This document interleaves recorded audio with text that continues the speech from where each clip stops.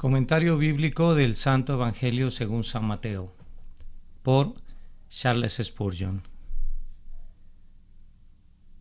Capítulo 23. La advertencia del rey contra los falsos maestros. Entonces Jesús habló a la multitud y a sus discípulos diciendo: Los escribas y los fariseos se sientan en la silla de Moisés, por tanto todo lo que os digan que guardéis, guardadlo y hacedlo, pero no hagáis según sus obras, porque dicen y no hacen. Entonces Jesús habló a la multitud. El rey comenzó su discurso final al pueblo. Pronto se apartaría de ellos, pero primero los pondría en guardia contra sus falsos maestros. Habían oído lo que había dicho a los escribas y fariseos. Ahora oirían lo que decía de ellos y a sus discípulos.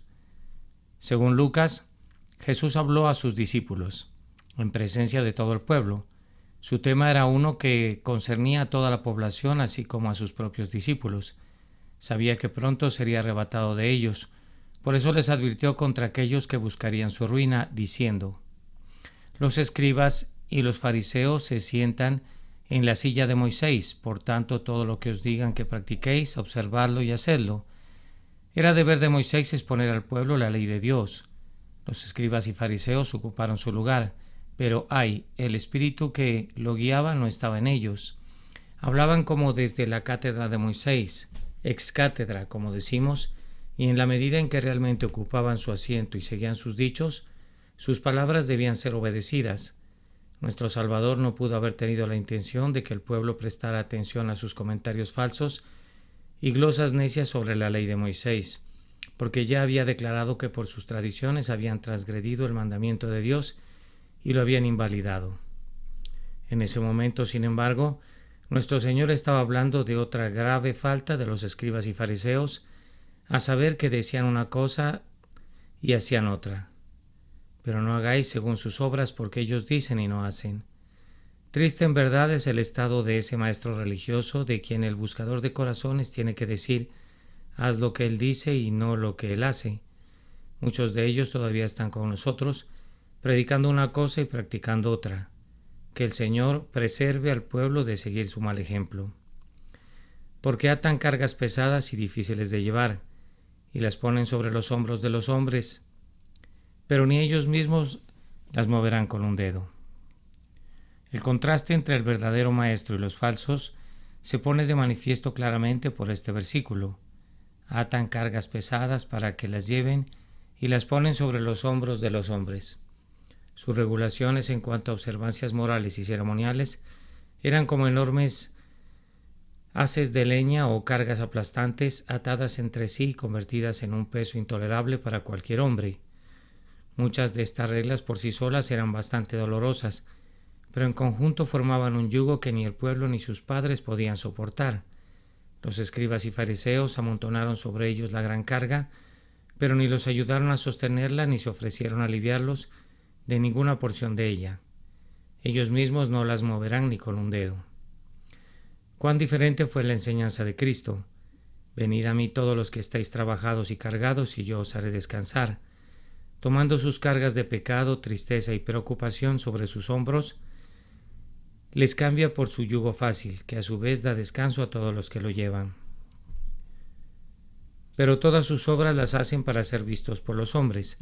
Ensanchan sus filacterias, ensanchan los bordes de sus vestidos y aman los aposentos superiores en las fiestas, y los primeros asientos en la sinagoga, y los saludos en las plazas, y ser llamados de los hombres Rabí, Rabí.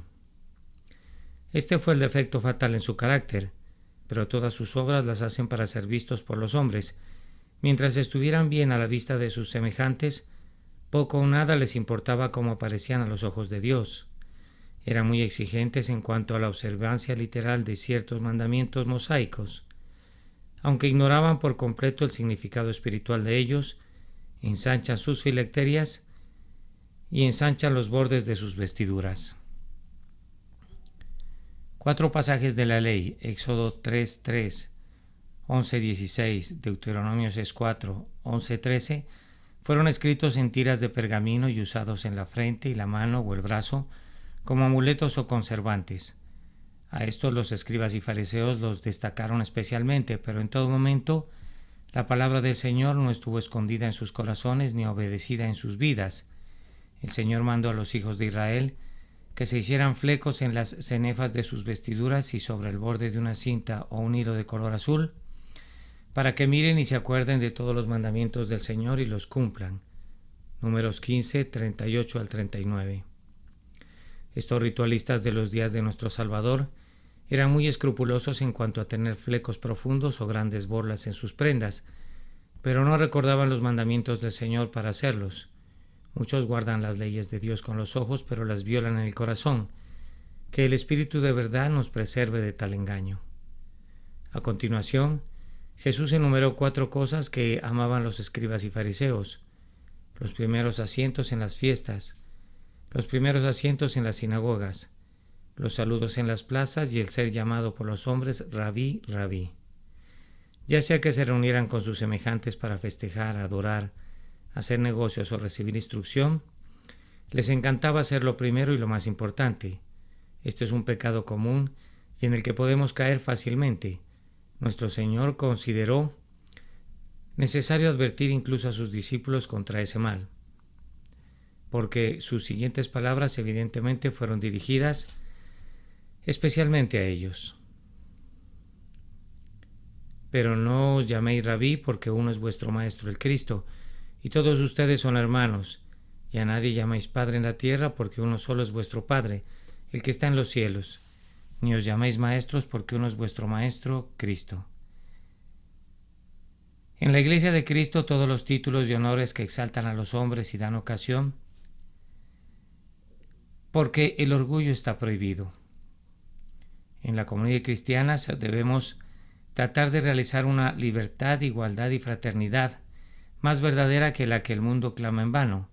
El que es llamado Rabí le roba a Cristo su honor como único maestro o maestro de sus discípulos, porque uno es vuestro Maestro, el Cristo. También les quita a sus compañeros cristianos el privilegio de compartir igualmente con él, y todos sois hermanos. Aquellos que usan títulos como Santo Padre y Reverendísimo Padre en Dios tendrían dificultades para explicar las palabras de nuestro Salvador. A nadie llaméis Padre vuestro en la tierra, porque uno es vuestro Padre, el que está en los cielos. En el 10º versículo, las palabras de nuestro Señor podrían traducirse: ni sois llamados líderes, guías, instructores, porque uno solo es vuestro líder, guía, instructor, el Cristo, el Mesías. Si lo seguimos no podemos equivocarnos. Pero el mayor entre vosotros será vuestro servidor, y cualquiera que se enaltece será humillado, y el que se humilla será enaltecido. Esta es casi la misma lección que se registra en el capítulo 20, versículo 27. Nuestro Señor tuvo que repetir muchas veces esta ley de su reino: el mayor entre vosotros será vuestro servidor. Todos sois iguales, pero si hay uno entre vosotros que dice ser el más grande, será el servidor de todos. Donde gobierna nuestro Rey, cualquiera de sus discípulos que se enaltece será humillado, mientras que el que se humilla será enaltecido. La manera de ascender es hundirse. Cuanto más bajo caigamos en nuestra propia estima, más alto nos elevaremos en la estimación de nuestro Maestro. El Rey pronunciando ayes. Pero ay de vosotros, escribas y fariseos hipócritas, porque cierras el reino de los cielos contra los hombres, porque ni vosotros entráis ni dejáis entrar a los que están entrando. Mientras nuestro Salvador hablaba al pueblo y a sus discípulos, es posible que los escribas y fariseos se hubieran acercado nuevamente. En cualquier caso, sus siguientes palabras fueron dirigidas a ellos: ay de vosotros, escribas y fariseos hipócritas. Este es el primero de 8 ayes en los que el Señor Jesús predice la perdición de los hipócritas reunidos ante Él y revela la profundidad de su compasión incluso por ellos. En 7 de los 8 ayes los llama hipócritas, y en uno se dirige a ellos como guías ciegos. Este primer ay fue pronunciado contra ellos porque en la medida de sus posibilidades callaron. El reino de los cielos contra los hombres, o sea, cerraron el reino de los cielos contra los hombres. Esta fue una acusación terrible que presentó contra ellos aquel que podía leer sus corazones y que podía decirles con sinceridad: porque ni vosotros entráis ni dejáis entrar a los que están entrando. Debieron haber ayudado a los hombres a entrar en el reino. En lugar de hacerlo, obstaculizaron a los que entraban.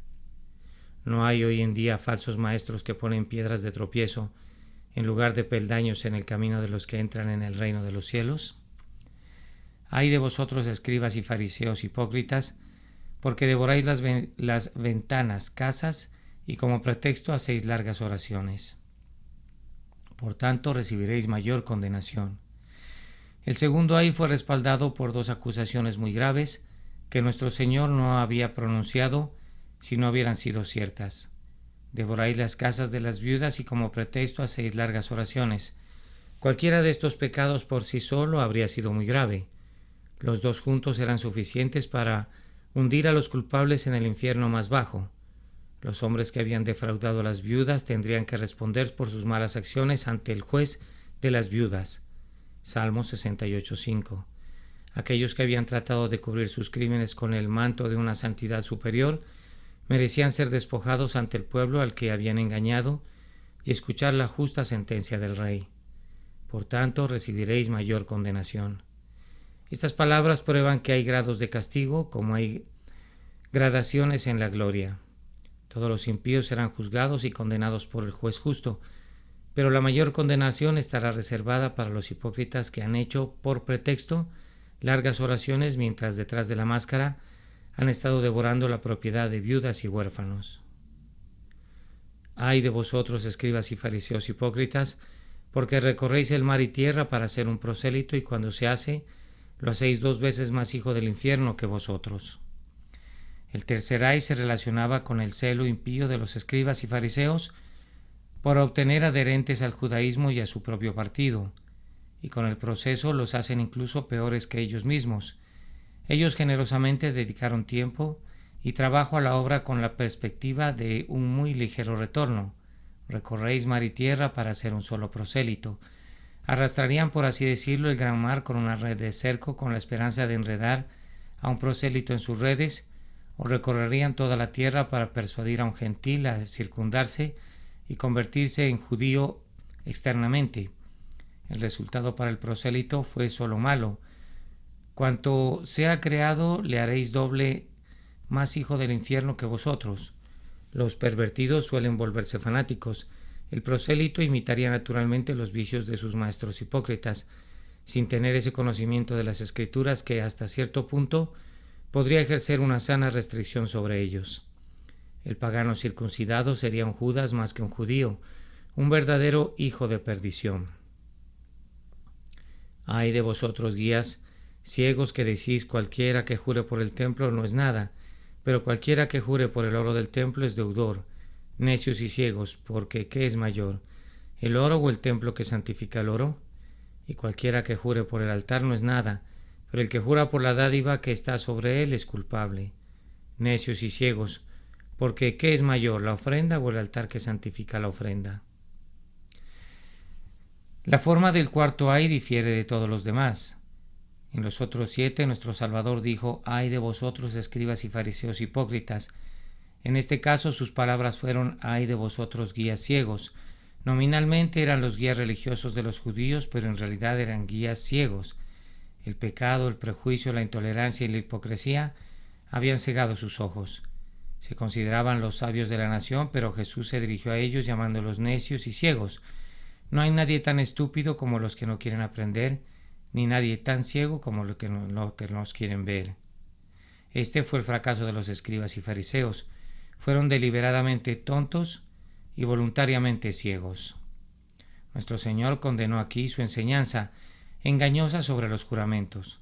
De hecho, enseñaban que si un hombre juraba por el templo, su juramento no era vinculante, pero que si juraba por el oro del templo, estaba obligado por su juramento.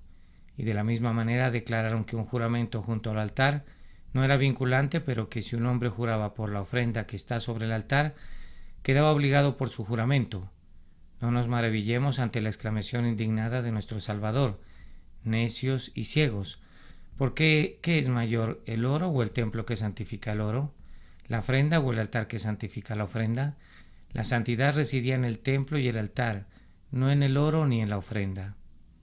Jesús había prohibido todo juramento. capítulo 5, versículos 34 al 36. De modo que no estaba exaltando una forma de juramento sobre otra, sino más bien señalando la necedad y ceguera de los escribas y fariseos al invertir el correcto orden de las cosas. Si se hubiera permitido cualquier juramento, un juramento por el templo debía haber sido más vinculante que uno por el oro del templo, pero estos falsos maestros dijeron: no es nada. Una vez que los hombres abandonan la clara enseñanza de Cristo, les resulta fácil caer en todo tipo de herejías y absurdos. Quien pues jura por el altar, jura por él y por todas las cosas al respecto, y el que jura por el templo, jura por él y por el que en él habita, y el que jura por el cielo, jura por el trono de Dios y por el que está sentado en él. Los judíos inventaron formas fantásticas de jurar para evadir el uso del nombre divino. Por lo tanto, nuestro Señor demostró a continuación el completo fracaso de todos sus intentos. Jurar por el altar era jurar por todo lo que hay en él, un juramento por el templo. Un juramento por el templo fue realmente por el que habita en él. La fuerza vinculante del juramento no podía residir en el mero edificio, sino en el Dios Altísimo que condescendió a habitar en él. Muchos judíos jurarían por el cielo, aunque no llamarían a Dios para que fuera testigo de su juramento, pero Jesús mostró que estaban haciendo exactamente lo que intentaban evitar. El que jura por el cielo jura por el trono de Dios y por el que está sentado sobre él. El único camino correcto para nosotros es obedecer el mandato de nuestro Señor. Os digo que no juréis en absoluto ni por el cielo, porque es el trono de Dios, ni por la tierra, porque es el estrado de sus pies, ni por Jerusalén, porque es la ciudad del gran rey. Tampoco jurarás por tu cabeza, porque no puedes hacer que un solo cabello sea blanco o negro, pero que vuestra comunicación sea sí, sí, no, no, porque todo lo que es más de esto de mal procede. Ay de vosotros, escribas y fariseos, hipócritas, porque pagáis el diezmo de la menta, del anís y del comino, y habéis omitido las cosas más importantes de la ley: el juicio, la misericordia y la fe. Estas debiste haber hecho, y no dejar lo otro sin hacer. Lo anterior: guías ciegos que coláis un mosquito y os tragáis un camello. En este quinto ay, nuestro Señor llamó a los escribas, fariseos, hipócritas y guías ciegos. Eran hipócritas en cuanto a su propio carácter y conducta, y ciegos como líderes religiosos de la nación. Jesús habló primero de sus escrupulosas atenciones a ciertos asuntos menores. Pagáis el diezmo de la menta, el anís y el comino. Algunos de ellos eran tan puntillosos en el pago de los diezmos que incluso daban el servicio del templo o al servicio del templo la 10ª parte de las hierbas que compraban en el mercado, así como de los que cultivaban en sus jardines, aunque eran tan exigentes con las cosas que eran de importancia secundaria. Omitieron las cuestiones más importantes de la ley: el juicio, justicia, la misericordia y la fe. Sus corazones no estaban rectos ante los ojos de Dios. Por lo tanto, sus mentes estaban desequilibradas. Consideraban los requisitos menores de la ley como de primera importancia, mientras que omitieron los asuntos más importantes. Nuestro Señor no los culpó por pagar los diezmos, pero mostró que primero deberían haber ejercido justicia, misericordia y fe. Esto debías haber hecho y no dejar lo otro sin hacer aquello. Ningún mandamiento de Dios es no esencial, pero el que se relaciona con la condición del corazón y la vida ante los ojos del Señor Jehová debe recibir nuestra primera y mejor atención. Jesús usó un símil muy expresivo para exponer la inconsistencia de los escribas. Guías ciegos que coláis o sacáis un mosquito y os tragáis un camello. Premiaban las nimiedades como si fueran de primera importancia y, por así decirlo, filtraban los mosquitos del vino para que no se ahogaran, pero cometían grandes pecados sin ningún remordimiento de conciencia, y así en efecto se tragaron un camello, un animal inmundo igual en tamaño a una cantidad casi innumerable de mosquitos. Todavía hay entre nosotros criadores de mosquitos que aparentemente no tienen dificultad en tragarse un camello con joroba y todo. Ay de vosotros, escribas y fariseos hipócritas, porque limpiáis por fuera la copa y el plato, pero por dentro estás lleno de robo y de excesos. Fariseos ciegos, limpiad primero lo que está dentro del vaso y del plato, para que también quede limpio lo que está fuera de ellos. El sexto ay: se pronuncia contra los escribas y fariseos con respecto a su comida y bebida. Limpiáis por fuera la copa y el plato, pero por dentro estáis llenos de robos y de excesos. Se lavaban frecuentemente tanto ellos como sus vasijas para comer y beber. Hicieron bien en limpiarlo de afuera del vaso y del plato. El mal consistía en el método de llenar y vaciar los vasos. Fueron llenados con extorsión y utilizados para excesos. Por lo tanto, todo el lavado exterior fue inútil. Destacando a uno de los malhechores, nuestro Señor dijo: fariseo ciego, limpia primero lo que está dentro de la copa y plato. Deshazte de la extorsión en la recolección y del exceso en el consumo. Entonces la copa y el plato limpios estarán en armonía con lo que hay dentro de ellos. Ay de vosotros, escribas y fariseos hipócritas, porque sois semejantes a sepulcros blanqueados que por fuera la verdad parecen hermosos, pero por dentro están llenos de huesos de muertos y de toda inmundicia.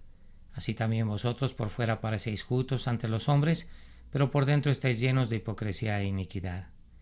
La razón dada para el séptimo ay revela cómo eran realmente los escribas y fariseos a los ojos de Cristo. Vosotros sois semejantes a sepulcros blanqueados, que a la verdad se muestran hermosos por fuera, pero por dentro están llenos de huesos de muertos y de toda inmundicia. Recientemente se había realizado el blanqueamiento anual de los sepulcros, por lo que los lugares de enterramiento lucían en su mejor momento, pero dentro de las tumbas la corrupción estaba haciendo su trabajo mortal. Fueron blanqueados no solo por motivos sanitarios, sino principalmente para mantener a la gente alejada de ellos para que no se contaminaran. Nuestro Señor ciertamente no halagó a los escribas y fariseos con esta comparación, pero cuanto más cerca se la examina, más apropiada a su abominable carácter resultará ser. Por mucho que parecieran justos a los hombres por fuera, por dentro eran llenos de hipocresía e iniquidad. Bien podría el santo Jesús gritar: ¡ay a tan repugnantes pecadores! ¡Ay de vosotros, escribas y fariseos hipócritas, porque edificáis los sepulcros de los profetas y adornáis los sepulcros de los justos! Y decís: si hubiéramos estado en los días de nuestros padres, no habríamos sido partícipes con ellos de la sangre de los profetas. Por tanto, sed testigos de vosotros mismos de que sois hijos de los que mataron a los profetas. El octavo ay se refería a sus falsas profesiones de referencia por la buena comunión de los profetas y el noble ejército de los mártires. Construís las tumbas de los profetas y adornáis los sepulcros de los justos. Fingían tener tal respeto por los santos del pasado que, al no poder honrarlos personalmente, erigían monumentos en su memoria y adornaban sus lugares de descanso con muestras de respeto. También testificaron sobre lo que habrían hecho si hubieran vivido en los días de sus padres. No hubiéramos sido cómplices con ellos en la sangre de los profetas. Qué amarga ironía había en semejante lenguaje procedente de labios de hombres que ya entonces estaban tramando la muerte del Señor de los profetas y de los justos de todos los tiempos. Así los hombres todavía hablan con aparente horror de los hechos oscuros de los perseguidores del pasado, de cuyos descendientes lineales son, no solo según la carne, sino también según el espíritu. Por su propia boca nuestro Señor condenó a los hipócritas. Por tanto, sed testigos a vosotros mismos de que sois hijos de los que mataron a los profetas. En efecto, Jesús les dijo: confesáis que sois hijos de los asesinos de los profetas. Esa admisión conlleva mucho más de lo que imaginas. Sois sus hijos, no solo por nacimiento, sino también por semejanza. Sois verdaderos hijos de aquellos que mataron a los profetas. Si hubierais vivido en su época, habríais cometido los crímenes que pretendes condenar. Completad, pues, la medida de vuestros padres. Esta es una de las frases más terribles que jamás haya salido de los labios de Cristo. Es como su mensaje a Judas: lo que hagas, hazlo pronto. La medida de la iniquidad de Israel estaba casi llena. El Salvador sabía que los escribas y fariseos estaban decididos a darle muerte y así completar su propia condenación. Este pecado supremo llenaría la medida de la culpa de sus padres y traería sobre ellos el justo juicio de Dios. Serpientes, generación de víboras, ¿cómo escaparéis de la condenación del infierno? Nuestro Señor habló muy severamente, pero la fidelidad requería un lenguaje como este. Un buen cirujano corta profundamente, y Jesús también. Nuestros predicadores modernos no hablarían así, ni siquiera los escribas y fariseos que estaban crucificando a Cristo de nuevo y avergonzándolo abiertamente. ¿No es Él más amoroso el que dice las palabras más suaves? El amor verdadero a menudo obliga a un hombre honesto a decir algo que le duele mucho más de lo que afecta a sus insensibles oyentes. El adiós del rey a su capital. Por tanto, he aquí os envío profetas, sabios y escribas, y a algunos de ellos mataréis y crucificaréis, y a otros azotaréis en vuestras sinagogas, y los perseguiréis de ciudad en ciudad, para que caiga sobre vosotros toda la sangre justa derramada sobre la tierra, desde la sangre del justo Abel hasta la sangre de Zacarías, hijo de Baraquías, a quien matasteis entre el templo y el altar. De cierto os digo que todas estas cosas sucederán sobre esta generación. Nuestro gran rey sabía que su vida terrenal pronto terminaría. De hecho, estaba a punto de pronunciar su último adiós al pueblo reunido en el templo, pero antes de dejarlos les entregó un mensaje real y profético.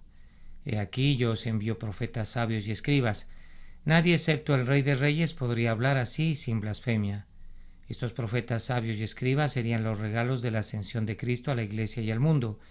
Él predijo qué clase de recepción tendrían sus siervos por parte de los judíos. Y a algunos de ellos mataréis y crucificaréis, y a algunos de ellos azotaréis en vuestras sinagogas y los perseguiréis de ciudad en ciudad. Todo esto se cumplió literalmente.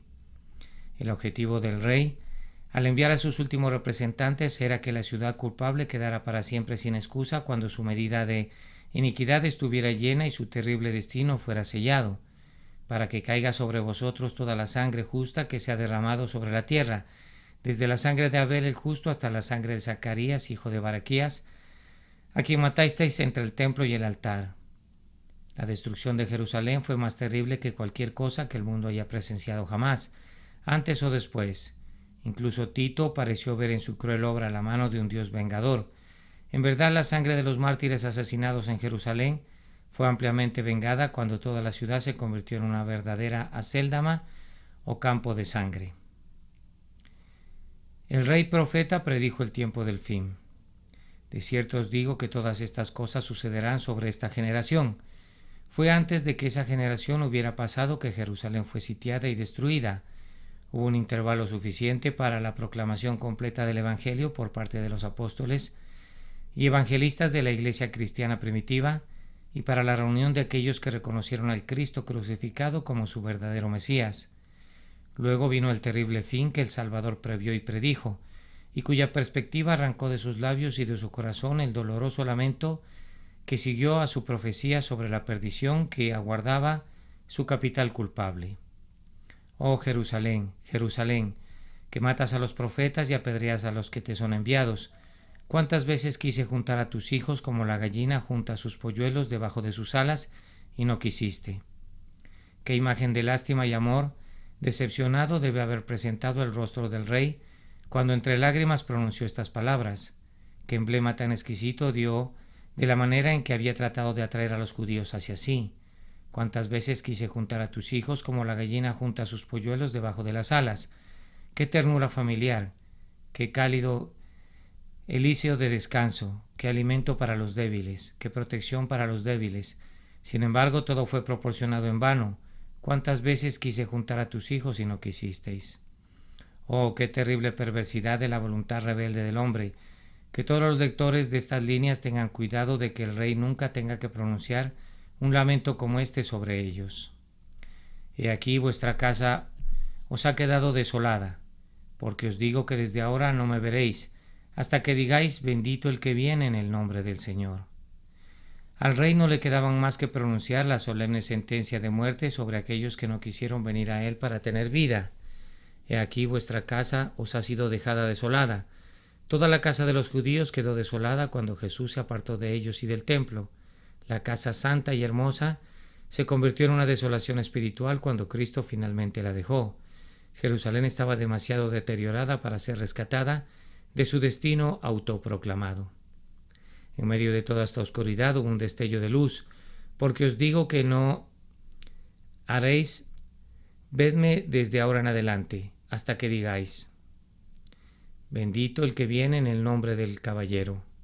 Después de su muerte y su resurrección, el Señor Jesús se apareció muchas veces a sus discípulos, pero ni una sola vez a los judíos incrédulos.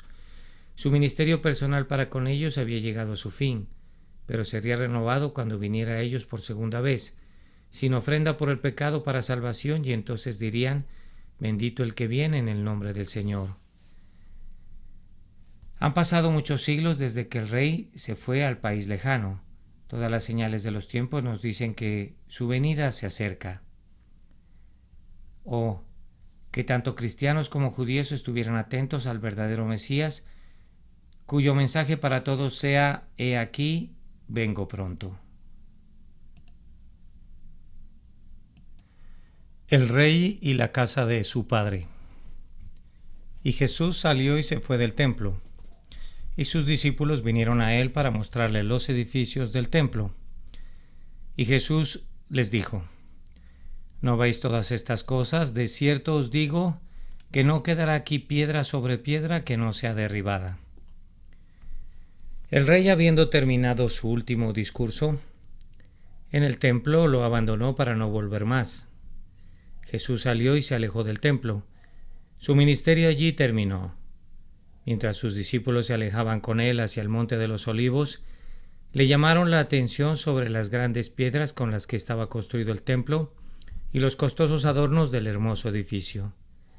Para ellos la apariencia era gloriosa, pero para su Señor era un espectáculo triste. La casa de su Padre, que debería haber sido casa de oración para todas las naciones, se había convertido en cueva de ladrones y pronto sería completamente destruida. Jesús les dijo: ¿no veis todas estas cosas? De cierto os digo que no quedará aquí piedra sobre piedra que no sea derribada. Josefo nos dice que Tito al principio intentó salvar el templo, incluso después de que le prendieron fuego, pero sus esfuerzos fueron en vano, y al final dio órdenes de que toda la ciudad y el templo fueran arrasados, excepto una pequeña porción reservada para la guarnición. Esto se hizo tan minuciosamente que el historiador dice que no quedó nada que hiciera creer a los que llegaron allí que alguna vez hubiera estado habitada. Ciertamente debe perdurar, pero todo lo externo pasará o será destruido. Solo consideremos sustancial aquello que proviene de Dios y es obra de Dios. Las cosas que se ven son temporales. El rey responde preguntas difíciles. Y estando él sentado en el monte de los Olivos, los discípulos se le acercaron aparte diciendo: dinos, ¿cuándo serán estas cosas? ¿Y cuál será la señal de tu venida y del fin del mundo?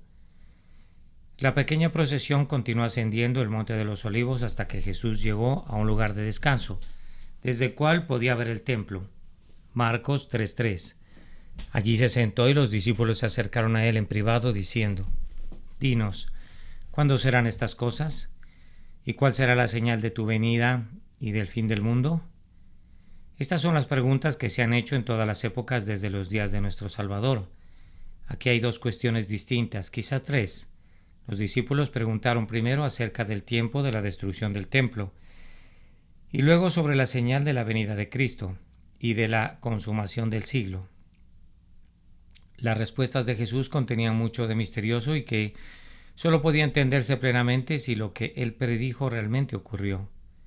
Les dijo a sus discípulos algunas cosas relacionadas con el sitio de Jerusalén, algunas relacionadas con su segundo advenimiento y otras que precederían inmediatamente al fin del mundo. Cuando tengamos una luz más clara, posiblemente podamos percibir que todas las predicciones de nuestro Salvador en esta memorable ocasión tuvieron alguna conexión con estos tres grandes eventos. Y Jesús respondió y les dijo: mirad que nadie os engañe, porque muchos vendrán en mi nombre diciendo yo soy el Cristo y engañarán a muchos. Y oiréis de guerras y rumores de guerras. Mirad que no os turbéis, porque es necesario que todo esto acontezca, pero aún no es el fin. Jesús siempre fue práctico. Lo más importante para sus discípulos no era que supieran cuándo sucederían estas cosas, sino que pudieran ser preservados de los males peculiares de la época. Por tanto, Jesús respondió y les dijo: mirad que nadie os engañe, porque muchos vendrán en mi nombre diciendo yo soy el Cristo y engañarán a muchos. Debían tener cuidado de que alguno de los pretendidos Mesías los desviara, ya que pervertirían a muchos otros. Un gran número de impostores se presentaron antes de la destrucción de Jerusalén, afirmando que eran los ungidos de Dios, Casi todas las páginas de la historia están borradas con los nombres de tales engañadores y en nuestros días hemos visto a algunos venir en el nombre de Cristo, diciendo que son Cristos. Hombres así seducen a muchos, pero aquellos que prestan atención a la advertencia de su Señor no se dejarán engañar por ellos. Las palabras de nuestro Salvador, oiréis de guerras y rumores de guerras, podrían aplicarse a casi cualquier periodo de la historia del mundo. La tierra rara vez ha tenido un periodo prolongado de tranquilidad. Casi siempre ha habido tanto realidades de guerra como rumores de guerra. Había muchos de ellos antes de que Jerusalén fuera derrocada. Ha habido muchos de ellos desde entonces y habrá muchos de ellos hasta ese glorioso periodo en el que nación no alzará espada contra nación ni aprenderán más la guerra. Mirad que no os turbéis. Es un mensaje oportuno para los discípulos de Cristo en todas las épocas, porque es necesario que todas estas cosas acontezcan. Por lo tanto, no nos sorprendamos ni alarmemos por ellas, pero aún no es el fin. La destrucción de Jerusalén fue el principio del fin, el gran tipo y anticipación de todo lo que sucederá cuando Cristo esté en el último día sobre la tierra. Fue un final, pero no el final. El final aún no ha llegado, porque se levantará nación contra nación y reino contra reino, y habrá hambres, pestilencias y terremotos en diferentes lugares. Todo esto es el comienzo de los dolores. Uno podría pensar que ya había bastante tristeza en hambrunas, pestilencias y terremotos en diversos lugares, pero nuestro Señor dijo que todo esto era solo el principio de los dolores. Los primeros dolores de parto de la aflicción que debe preceder a su venida, ya sea a Jerusalén o al mundo entero. Si las hambrunas, las pestilencias y los terremotos son solo el comienzo de los dolores, ¿cuándo podemos esperar que sea el fin? Esta profecía debería advertir a los discípulos de Cristo lo que pueden esperar y alejarlos del mundo donde se experimentaron todos estos dolores y aún mayores. Entonces os entregarán a la aflicción y os matarán, y seréis aborrecidos de todas las naciones por causa de mi nombre. Nuestro Señor no solo predijo la prueba general que vendría sobre los judíos y el mundo, sino también la persecución especial que sería la porción de sus seguidores escogidos. Entonces os entregarán en aflicción y os matarán, y seréis aborrecidos de todas las naciones por causa de mi nombre. El Nuevo Testamento da abundantes pruebas del cumplimiento de estas palabras, incluso en los días de Pablo. En todas partes se hablaba contra esta secta. ¿Desde entonces ha quedado alguna tierra que no haya sido manchada por la sangre de los mártires? Donde quiere que sea predicado el Evangelio de Cristo, los hombres se han levantado en armas contra los mensajeros de la misericordia y los afligen y matan donde quiera que pueden. Y entonces muchos se escandalizarán y unos a otros se traicionarán y unos a otros se aborrecerán. Esta sería una prueba amarga para los seguidores de Cristo, pero siempre han tenido que soportarla. La persecución revelaría a los traidores dentro de la iglesia, así como a los enemigos fuera de ella. En medio de los elegidos se encontrarían sucesores de Judas, quienes estarían dispuestos a traicionar a los discípulos, como él traicionó a su Señor. Lo más triste de todo es la traición de los hombres buenos por parte de sus propios familiares, pero incluso esto muchos de ellos tuvieron que soportar por amor de Cristo. Y se levantarán muchos falsos profetas y engañarán a muchos, y porque abundará la iniquidad, el amor de muchos se enfriará. Lo que no pudieron lograr los perseguidores fuera de la iglesia y los traidores dentro, será intentado por maestros de herejía. Muchos falsos profetas se levantarán y engañarán a muchos. Han aumentado en todas las épocas. En estos tiempos modernos se han elevado en nubes hasta que el aire está lleno de ellos, como un ejército de langostas devoradoras. Estos son los hombres que inventan nuevas doctrinas y que parecen pensar que la religión de Jesucristo es algo que un hombre puede torcer en cualquier forma que desee. ¡Ay! Que tales maestros tuvieran discípulos. Es doblemente triste que puedan desviar a muchos. Sin embargo, cuando esto suceda, recordemos que el Rey dijo que así sería. Es de extrañar que, donde abunda esa iniquidad y se multiplica tal desafuero, el amor de muchos se enfriará. Si los maestros engañan al pueblo y les dan otro evangelio que no es otro, no es de extrañar que falte amor y celo. Lo sorprendente es que quede algo de amor y celo después de haber sido sometidos a un proceso tan escalofriante y mortal como el adoptado por los defensores de la crítica destructiva moderna. En verdad, se le llama con razón destructivo porque destruye casi todo lo que vale la pena preservar. Pero el que persevere hasta el fin, éste será salvo. Nuevamente nuestro Salvador recordó a sus discípulos la responsabilidad personal de cada uno de ellos en el tiempo de prueba que estaba a punto de atravesar. Quiere que recuerden que en la carrera no es el hombre el que empieza, sino el que corre a la meta quien gana el premio. El que persevere hasta el fin, este será salvo. Si esta doctrina no fuera complementada por otra, habría pocas buenas nuevas para los santos pobres, tentados, probados, luchadores en palabras como estas. ¿Quién de nosotros perseveraría en correr la carrera celestial si Dios no preservara de la caída y no nos diera gracia perseverante? Pero bendito sea su nombre. El justo persistirá en su camino. El que comenzó en vosotros la buena obra la perfeccionará hasta el día de Jesucristo. Y este Evangelio del Reino será predicado en todo el mundo por un testimonio a todas las naciones, y entonces vendrá el fin. El mundo es para la Iglesia como un andamio para un edificio. Cuando la Iglesia esté construida, el andamio será derribado. El mundo debe permanecer hasta que el último elegido sea salvo. Entonces vendrá el fin, antes de que Jerusalén fuera destruida. Este Evangelio del Reino probablemente fue predicado en todo el mundo, hasta donde se conocía entonces, pero debe haber una proclamación más completa del mismo, para testimonio a todas las naciones, antes de la destrucción, gran consumación de todas las cosas. Entonces vendrá el fin, y el Rey se sentará en el trono de su gloria y decidirá el destino eterno de toda la raza humana. Por tanto, cuando veáis la abominación desoladora dicha por Daniel profeta, permanece en el lugar santo, el que lee entienda. Entonces los que estén en Judea huyan a los montes, el que esté en la azotea no descienda a tomar nada de su casa, ni el que esté en el campo vuelva a tomar su ropa. Esta porción de las palabras de nuestro Salvador parece relacionarse únicamente con la destrucción de Jerusalén. Tan pronto como los discípulos de Cristo vieron la abominación desoladora, es decir, las insignias romanas con sus emblemas idólatras, en el lugar santo, supieron que había llegado el momento de escapar y huyeron a las montañas. Los cristianos de Jerusalén y de las ciudades y pueblos circundantes en Judea aprovecharon la primera oportunidad para eludir a los ejércitos romanos y huyeron a la ciudad montañosa de Pella, en Perea, donde fueron preservados de la destrucción general que derrocó a los romanos. No había tiempo que perder antes de la inversión final de la ciudad culpable.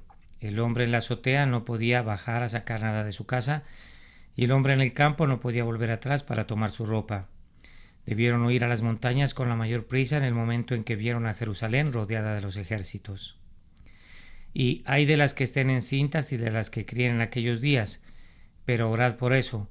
Vuestra huida no sea en invierno ni en día de reposo, porque habrá entonces gran tribulación, cual no la ha habido desde el principio del mundo hasta ahora ni la habrá. Debió ser una época particularmente difícil para las mujeres que tuvieron que huir de sus hogares, justo cuando necesitaban tranquilidad y descanso. Cuán atento y tierno fue nuestro lastimoso Salvador al simpatizar así con las madres que sufrían en su hora de necesidad, la huida en invierno o en el día de reposo. Habría tenido dificultades especiales, por lo que se exhortó a los discípulos a orar para que hubiera otro tiempo disponible. El Señor sabía exactamente cuándo podrían escapar, pero les pidió que oraran para que su huida no fuera en invierno ni en día de reposo. Los sabios de hoy habrían dicho que la oración era inútil en tales condiciones, no así el gran maestro y ejemplo de su pueblo de oración. Enseñó que ese tiempo era el momento preciso para la súplica especial. El Salvador declaró así la razón de este mandato, porque habrá gran tribulación, cual no la ha habido desde el principio del mundo hasta ahora, ni la habrá. Lea el registro escrito por Josefo sobre la destrucción de Jerusalén y vea cuál verdaderamente se cumplieron las palabras de nuestro Señor. Los judíos dijeron impíamente acerca de la muerte de Cristo: su sangre sea sobre nosotros y sobre nuestros hijos. Nunca ningún otro pueblo invocó una maldición tan terrible sobre sí mismo, y sobre ninguna otra nación cayó tal juicio. Leemos sobre judíos crucificados hasta que no hubo más madera para hacer cruces, de miles de personas matándose unos a otros en sus feroces luchas de facciones dentro de la ciudad, de que tanto de ellos fueron vendidos como esclavos que se convirtieron en una droga en el mercado, y casi sin valor, y de la terrible matanza cuando los romanos finalmente entraron en la capital condenada, y la historia espeluznante confirma exactamente la declaración del Salvador, pronunciada casi 40 años antes de que ocurrieran los terribles acontecimientos. Y a menos que esos días fueran acortados, no deberían existir carne alguna que sea salva, pero por amor de los escogidos aquellos días serán acortados. Estas fueron las palabras tanto del rey como del profeta, y como tales eran a la vez auténticas y autorizadas. Jesús habló de lo que debería ser, no solo como el vidente que era capaz de mirar hacia el futuro, sino como el soberano dispensador de todos los acontecimientos. Sabía la prueba de fuego que aguardaba a la nación incrédula y que, a menos que aquellos días fueran acortados, nadie sería salvo. Si los horrores del asedio continuaran por mucho tiempo, toda la raza judía sería destruida. El rey tenía el poder de acortar los días malos y explicó su razón para usar ese poder. Por amor de los elegidos, aquellos días serían acortados. Aquellos que habían sido odiados y perseguidos por sus propios compatriotas se convirtieron en el medio para preservarlos de la aniquilación absoluta. Así ha sido muchas veces desde aquellos días, y por causa de sus elegidos, el Señor ha retenido muchos juicios y acortado otros. Los impíos deben a los piadosos más de lo que saben o les gustaría poseer. Entonces, si algunos dijere, aquí está el Cristo, o allí, no lo creas, porque se levantarán falsos cristos y falsos profetas y harán grandes señales y prodigios, de tal manera que si fuera posible engañarán a los mismos elegidos. Y aquí os lo he dicho antes. Por tanto, si os dijeren, he aquí que está en el desierto, no salgáis, he aquí que está en aposentos secretos, no lo creas. Es algo grandioso tener tal fe en Cristo, que no tienes nada de sobra para los impostores. Es importante no distribuir demasiado su fe. Quien cree un poco de todo, al final no creerá nada de nada. Si ejercitas una fe plena en lo que es seguro y firme, los falsos cristos y los falsos profetas no podrán convertirse en sus víctimas. En cierto sentido, los maestros modernos de la herejía tienen más éxito que sus prototipos judíos, porque en realidad engañan a los mismos elegidos.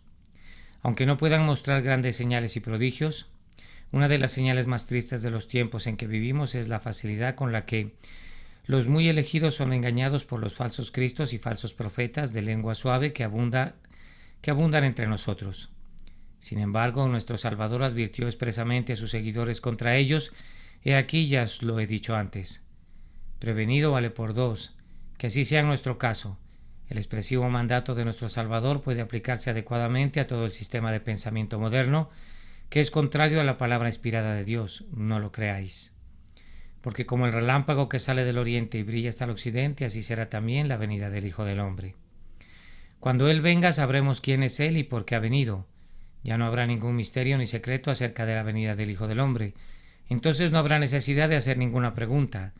Nadie se equivocará acerca de su aparición cuando realmente tenga lugar. Todo ojo le verá. La venida de Cristo será repentina, sorprendente, universalmente visible y aterradora para los impíos, como el relámpago que sale del oriente y brilla hasta el occidente. Su primera venida a juicio durante la destrucción de Jerusalén tuvo terrores que hasta entonces nunca se habían realizado en la tierra. Su última venida será aún más terrible. Porque donde quiera que esté el cadáver, allí serán reunidas las águilas juntas. El judaísmo se había convertido en un cadáver muerto y corrupto, presa adecuada para los buitres o las cometas carroñeras de Roma. Dentro de poco llegará otro día en el que habrá una iglesia muerta en un mundo muerto, y las águilas del juicio divino se juntarán para despedazar a aquellos a quienes no habrá quien libere. Las aves rapaces se reúnen donde quiera que se encuentren cadáveres, y los juicios de Cristo se derramarán cuando el cuerpo político o religioso se vuelva insoportablemente corrupto. Inmediatamente después de la tribulación de aquellos días se oscurecerá el sol, y la luna no dará su alumbramiento, y las estrellas caerán del cielo, y las potencias de los cielos serán conmovidas, y entonces aparecerá la señal del Hijo del Hombre en el cielo, y entonces todas las tribus de la tierra llorarán y verán al Hijo del Hombre venir sobre las nubes del cielo con gran poder y gran gloria. Nuestro Señor parece haber mezclado intencionalmente las profecías concernientes a la destrucción de Jerusalén y su propia segunda venida, para que no haya nada en sus palabras para satisfacer las curiosidades ociosas, sino todo para mantener a sus discípulos siempre atentos a su aparición. Estos versículos deben aplicarse a la venida del Rey en el último gran día. Es posible que haya habido un cumplimiento parcial de ellos en la tribulación que sobrevino a su capital culpable, y el lenguaje del Salvador podría haber sido tomado metafóricamente para exponer las maravillas en los cielos y los ayes en la tierra, en conexión con ese terrible juicio. Pero debemos considerar las palabras de Cristo aquí como proféticas de la manifestación final del Hijo del Hombre, viniendo en las nubes del cielo con poder y gran gloria. Ya no habrá necesidad de sol, la luna y las estrellas, cuando Él, que es más brillante que el sol, brille con toda la gloria de su Padre y de sus santos ángeles. La venida de Cristo será fuente de gozo indecible para sus amigos, pero traerá dolor sin paralelo a sus enemigos. Entonces se lamentarán todas las tribus de la tierra. Cuando Jesús venga encontrarán que las naciones aún no son salvas y el horror será su porción eterna. Y enviará a sus ángeles con gran sonido de trompeta, y ellos reunirán a sus elegidos de los cuatro vientos desde un extremo del cielo hasta el otro. La primera preocupación de nuestro Señor cuando regrese será la seguridad de sus elegidos. Él ha ido a preparar un lugar para ellos, y cuando el lugar esté listo y haya llegado el tiempo de su glorificación, enviará a sus ángeles con gran sonido de trompeta y juntarán a sus elegidos de los cuatro vientos de un extremo del cielo al otro. Este y oeste, sur y norte aceleran a cada ángel glorioso, reuniendo con alas resplandecientes a los santos de Sión. Qué contraste entre la reunión de las águilas para devorar el cadáver podrido y la reunión de los elegidos de Cristo ante la gran convocatoria de trompeta de sus santos ángeles. Que todo lector de estas líneas esté en esta última compañía. Tales personas esperarán con alegría el momento de la aparición del Rey. El Rey habla del tiempo de su venida. Aprende ahora una parábola de la higuera. Cuando su rama aún está tierna y echa hojas, sabéis que el verano está cerca. Así también vosotros, cuando veáis todas estas cosas, sabed que está cerca, a las puertas. De cierto os digo que no pasará esta generación hasta que todas estas cosas se cumplan. El cielo y la tierra pasarán, pero mis palabras no pasarán. Nuestro Señor, evidentemente, vuelve aquí al tema de la destrucción de Jerusalén, y con estas palabras advierte a sus apóstoles acerca de las señales de los tiempos. Recientemente había usado la higuera estéril como una lección objetiva. Ahora pide a sus discípulos aprendan la parábola de la higuera y de todos los árboles. Lucas 21:31. El gran libro de Dios sobre la naturaleza está lleno de ilustraciones para aquellos que tienen ojos para percibirlas, y el Señor Jesús, el gran creador, a menudo hizo uso de sus páginas iluminadas para transmitir instrucción a las mentes de sus oyentes. En esta ocasión utilizó un simple símil. De la parábola de la higuera: cuando su rama aún esté tierna y le salgan las hojas, sabréis que el verano está cerca. No podían confundir una señal tan clara del próximo regreso del verano, y Jesús quería que leyeran con la misma rapidez las señales que anunciarían el juicio venidero sobre Jerusalén. Así también vosotros, cuando veáis todas estas cosas, sabrán que está cerca, a las puertas. La versión revisada tiene las palabras sabed que está cerca. El Hijo del Hombre, el Rey, su propia nación lo rechazó cuando vino en misericordia. Entonces su próxima venida sería un tiempo de terrible juicio y retribución a su capital culpable. Oh, si los judíos y los gentiles hoy fueran lo suficientemente sabios para aprender la lección de esa prueba de fuego y buscar su rostro, cuya ira no pueden soportar. El Rey no dejó a sus seguidores ninguna duda sobre cuándo sucederían estas cosas. De cierto os digo que no pasarán esta generación hasta que se cumplan todas estas cosas. Fue casi el límite ordinario de una generación cuando los ejércitos romanos rodearon Jerusalén, cuya medida de iniquidad era entonces plena y desbordada en miseria, agonía, angustia y derramamiento de sangre como el mundo nunca lo vio antes ni después. Jesús fue un verdadero profeta. Todo lo que él predijo se cumplió literalmente. Confirmó lo que ya había dicho y lo que estaba a punto de decir, mediante una solemne afirmación: el cielo y la tierra pasarán, pero mis palabras no pasarán. La palabra del Señor permanece para siempre, y aunque ese Señor apareció en forma de hombre y pronto sería crucificado como un malhechor, sus palabras perdurarían cuando el cielo y la tierra hubieran cumplido el propósito para el cual los había creado, y falleció. Las promesas de perdón de Cristo son tan seguras de cumplirse como sus profecías de castigo. Ninguna palabra suya jamás pasará. Pero el día y la hora nadie sabe, ni siquiera los ángeles del cielo, sino solo mi Padre. Hay un cambio manifiesto en las palabras de nuestro Señor aquí, que indican claramente que se refieren a su última gran venida al juicio. Pero del día y la hora nadie sabe. Algunos aspirantes a profetas han arrancado este versículo de su significado evidente al decir: aunque no sabemos el día y la hora de la venida de Cristo, podemos saber el año, el mes e incluso la semana. Si este método de desgarrar las palabras de Jesús no es blasfemo, es ciertamente una tontería y delata deslealtad al rey. Añadió que no solo ningún hombre sabe de ese día y hora, sino que también está oculto a los seres angelicales. No los ángeles de los cielos, sino solo mi Padre. Por lo tanto, no debemos preocuparnos por las vanas profecías de fanáticos descabellados, incluso si afirman interpretar las Escrituras, porque lo que los ángeles no saben no les ha sido revelado. Incluso Cristo, en su naturaleza humana, limitó tan voluntariamente sus propias capacidades que no conoció el tiempo de su segunda venida.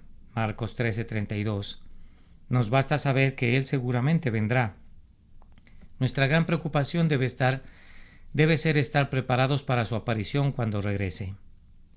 Pero como en los días de Noé, así será la venida del Hijo del Hombre, porque como en los días anteriores al diluvio comían y bebían, se casaban y daban en casamiento, hasta el día en que Noé entró en el arca y no supieron hasta que vino el diluvio y se los llevó a todos, así será también la venida del Hijo del Hombre.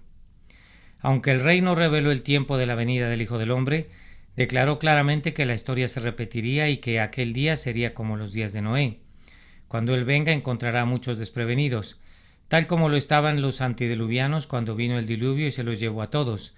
Sin embargo, en ambos casos los pecadores habrían recibido amplia advertencia.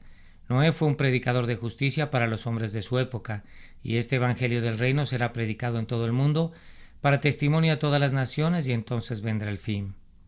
La venida de Cristo como el diluvio será repentina, inesperada, universal en sus efectos y terrible para los impíos, aunque estarán completamente indiferentes, comiendo y bebiendo, casándose y dándose en casamiento hasta ese día.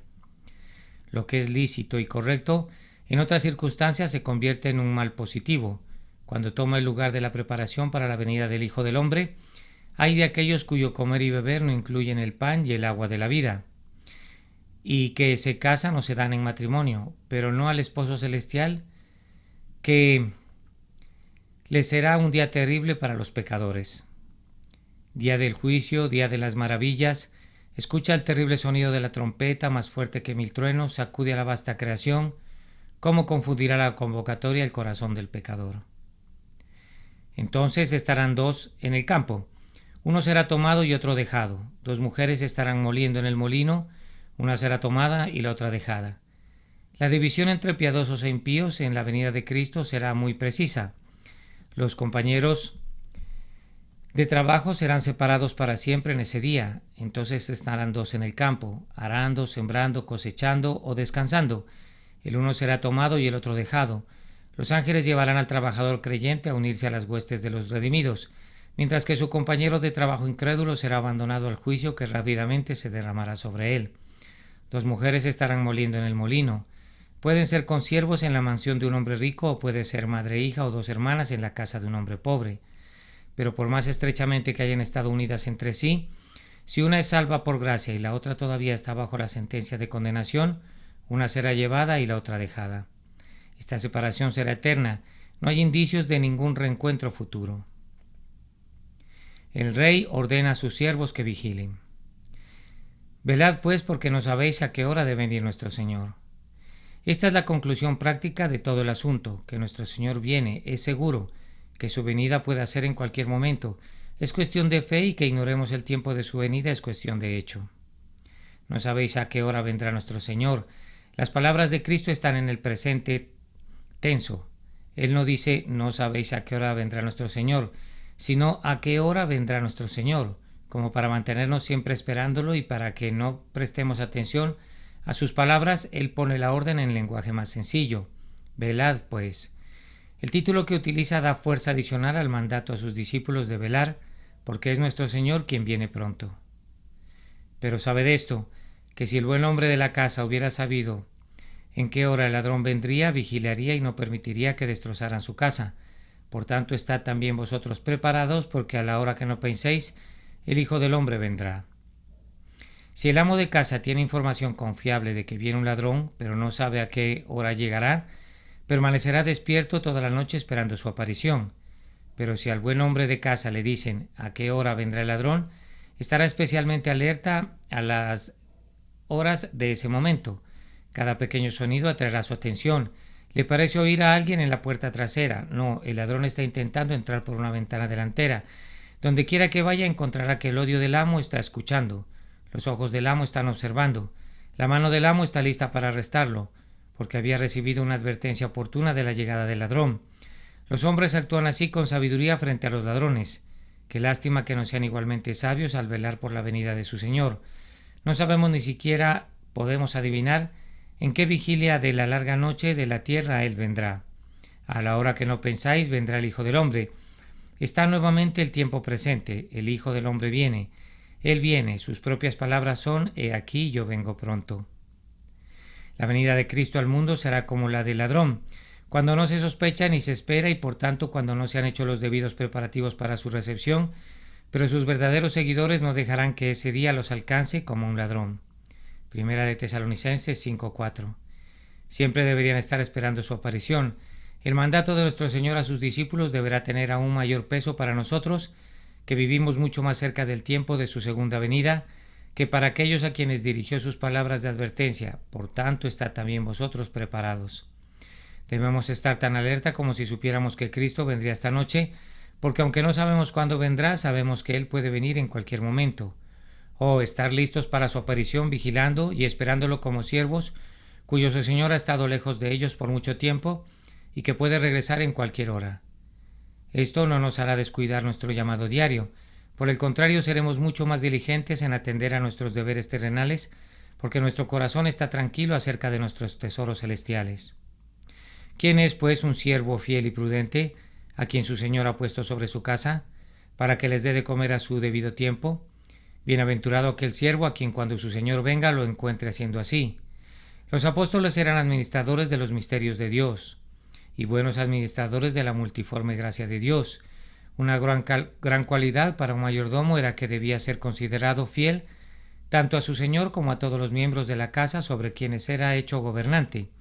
También era necesario que fuera sabio en su trato con sus compañeros de servicio, porque a pesar del honor que se le otorgaba, todavía era un siervo que debía dar cuenta a su señor de su mayordomía. Estas palabras describen el servicio de un ministro que predica la verdad con todo su corazón y procurando dar alimento a su debido tiempo a todos aquellos sobre quienes el Espíritu Santo les ha puesto por superintendente.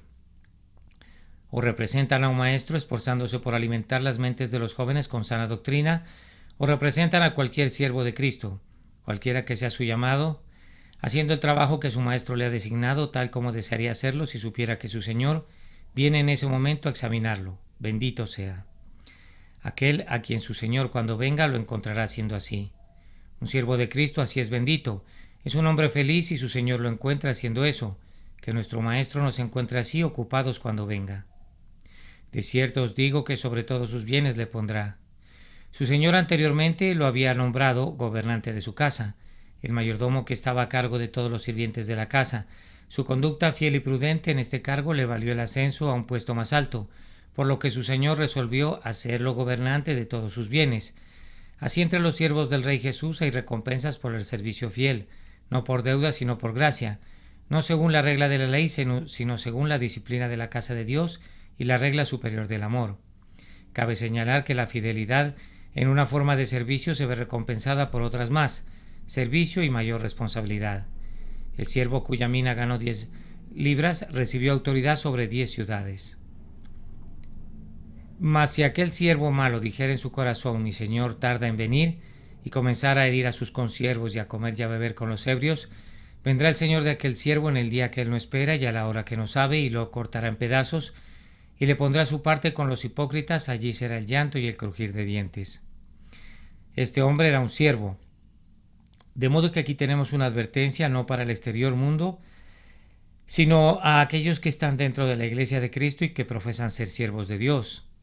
Esto también es especialmente una advertencia para los ministros de la palabra, aquellos que son hechos gobernantes de la casa de Dios. Este hombre, aunque era un sirviente, era un malvado siervo, un hipócrita, alguien que se había entrometido en un cargo que no tenía derecho a ocupar. Sus pensamientos y palabras eran malos.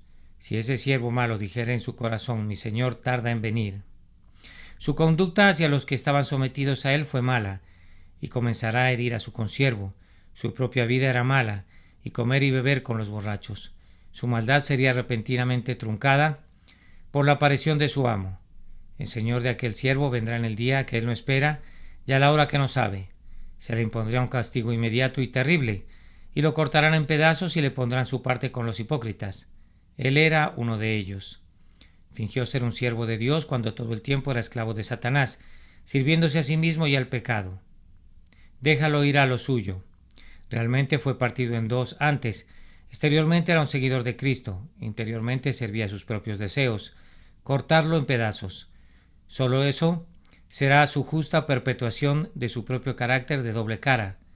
¿Será ese su fin? No, allí será el llanto y el crujir de dientes. ¿Qué porción para uno que estaba contado entre los siervos de Dios? Al leerlo recordemos con profunda humildad el solemne mandato del apóstol. El que piensa estar firme, mire que no caiga. Capítulo 25. El rey y su cortejo nupcial.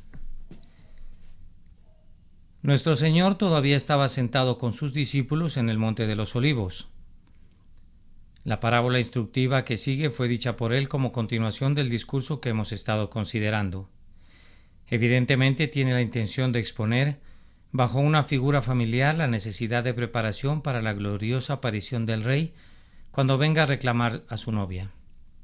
Para aquellos de nosotros que no estaremos vivos en la segunda venida de Cristo, el clamor de medianoche, salida a recibirle, sonará en la hora de la muerte.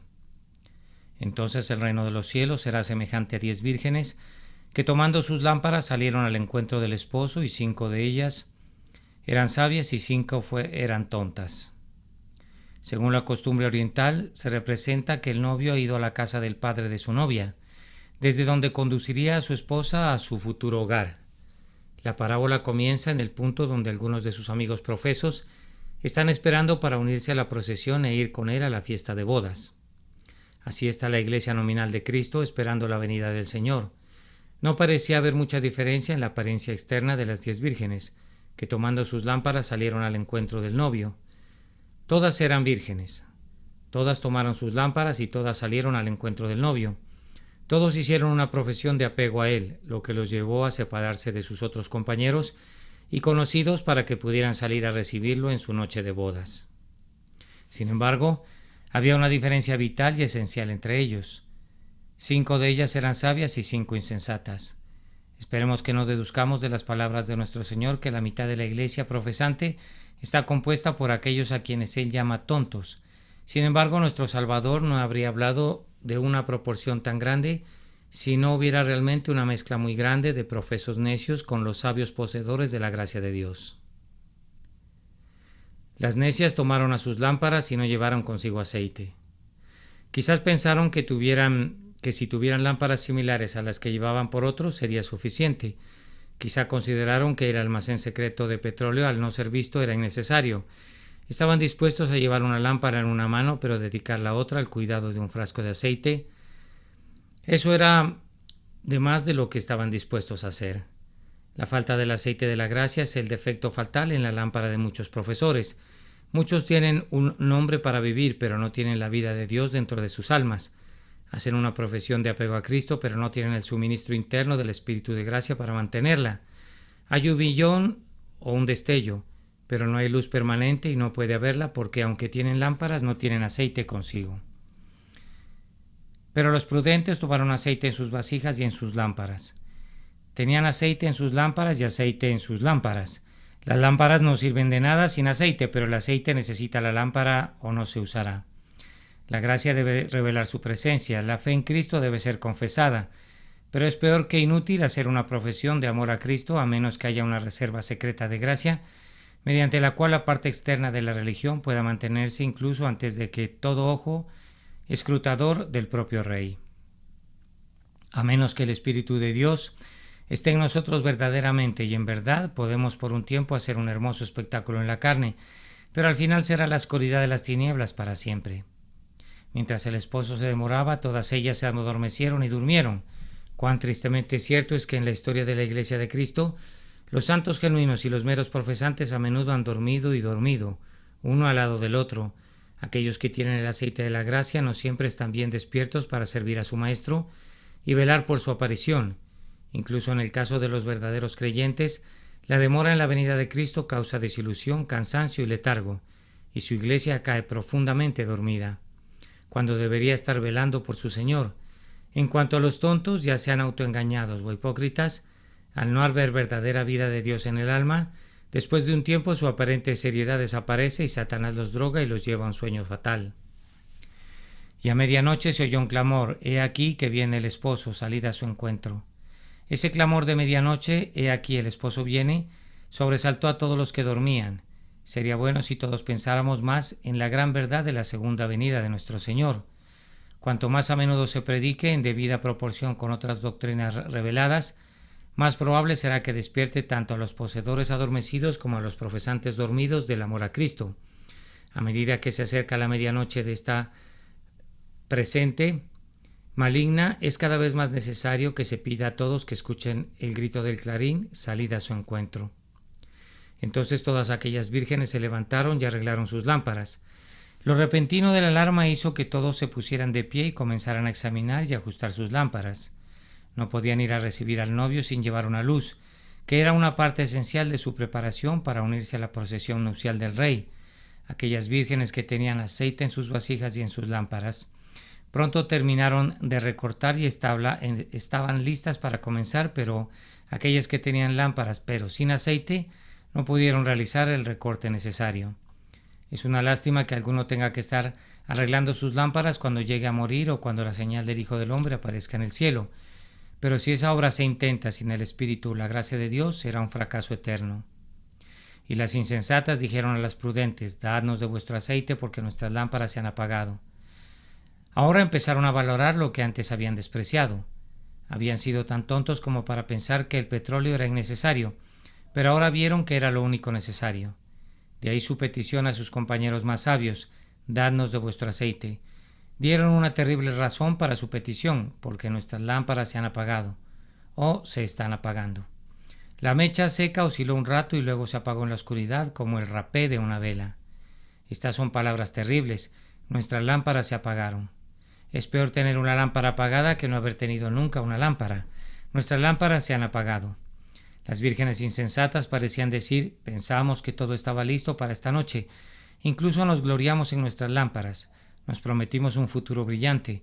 Pensamos que todo estaba bien para nuestra participación en la cena de bodas, pero nuestras lámparas se apagaron y no tenemos petróleo para abastecerlas». Que ningún lector de esta página tenga que pronunciar jamás este amargo lamento. Aquellos que posponen su arrepentimiento hasta la hora de su muerte son como estas vírgenes insensatas. Su locura ha alcanzado su punto máximo. Cuando el sudor de la muerte esté frío en la frente, se valorará el aceite de gracia descuidado. Entonces vendrá el grito desesperado: «Envíen a buscar un ministro para que ore por mí. Trae a algunos cristianos para ver qué pueden hacer por mí». Pero las prudentes respondieron diciendo: «No es así, no sea que nos falte a nosotros y a vosotros. Id más bien a los que os venden y comprad para vosotras». Ningún creyente tiene más gracia de la que necesita. Las vírgenes sabias no tenían aceite para regalar. Dieron el mejor consejo que pudieron dadas las circunstancias, aunque fue en vano: «Id más bien a los que venden y comprad para vosotros mismos». Hay un lugar adecuado donde se puede comprar el aceite en el momento adecuado. Se nos pide que compremos la verdad.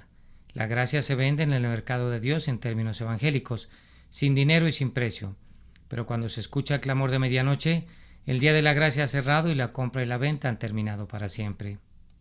Y mientras iban a comprar, vino el novio y las que estaban preparadas entraron con él a las bodas y se cerró la puerta. Sin duda hay arrepentimiento en el hecho de muerte, pero es de temer que en el futuro, en la gran mayoría de los casos, las personas que se despierten tan tarde con una verdadera convicción de su condición encontrarán que, mientras van a comprar la gracia tanto tiempo despreciada, el novio vendrá. La pobre cabeza puede estar tan distraída por el dolor que la mente no sea capaz de captar la idea de lo que es la fe en Cristo. La capacidad mental puede fallar por completo en esa hora terrible. El riesgo es tan grande que nadie, salvo los fatalmente necios, pospondrán hasta entonces los preparativos para la venida del Rey. Las que estaban preparadas entraron con él a las bodas. Su disposición consistía en tener lámparas encendidas o antorchas encendidas. Nuestra preparación para la muerte o la venida de Cristo es la posesión de la gracia en el corazón. y la puerta fue cerrada. Una vez que esa puerta esté cerrada, nunca más se abrirá. Hay algunos que adoran y sueñan con la apertura de esa puerta después de la muerte, para aquellos que han muerto impenitentes, pero no hay nada en las Escrituras que justifique tal expectativa. Cualquier esperanza mayor que la revelada en la palabra de Dios es un engaño y una trampa.